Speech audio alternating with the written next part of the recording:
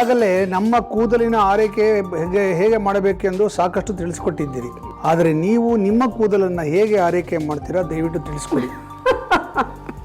ನಾನು ನಿಮ್ಗೆ ಹೇಳ್ಬೇಕಾದ್ರೆ ನಮ್ಮಲ್ಲೂ ಏನಾದ್ರು ಒಂಚೂರಾರು ಒಂದು ಆ ಕಲ್ಯಾಣ ಗುಣಗಳು ಇರಬೇಕಲ್ವಾ, ಹಾಗಾಗಿ ಆ ಥರ ಇರಬಹುದು.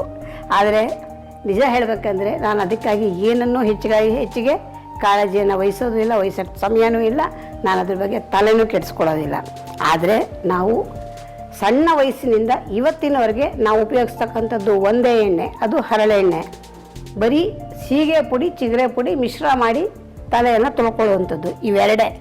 ಅದನ್ನು ಬದಲಾವಣೆ ಮಾಡಿಲ್ಲ. ಈ ಪ್ರಪಂಚದಲ್ಲಿ ಬೇಕಾದಷ್ಟು ಬಂದಿದೆ ಆಕರ್ಷಕವಾಗಿ, ಯಾವುದನ್ನು ಬದಲಾಯಿಸೋಕ್ಕೆ ಹೋಗಿಲ್ಲ, ನಾವು ಏನನ್ನೂ ಉಪಯೋಗಿಸೋಕ್ಕೆ ಹೋಗಿಲ್ಲ.